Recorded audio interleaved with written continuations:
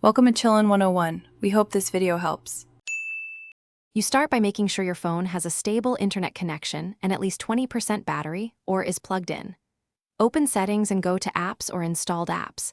Locate the keyboard app you use, Gboard, Samsung Keyboard, or a third-party option. Once found, tap it to view details. This lets you check the app version and whether an update is available. Doing this first saves time and prevents interruptions while the update downloads and installs. Now, open the Google Play Store and search for the keyboard app by its exact name so you don't update the wrong app. Tap the app listing. If an update button appears, press it, otherwise tap Open to verify the version. Allow the update to download over Wi-Fi or mobile data and grant any new permissions requested. These are necessary for features and bug fixes. Make sure background installs are allowed so the update completes without keeping you waiting. Once the update finishes, make the updated keyboard the default.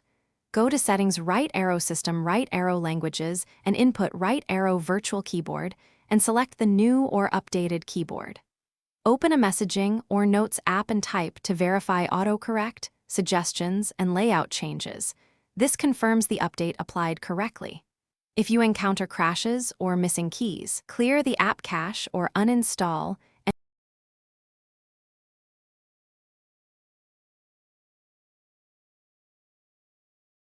Thanks for watching.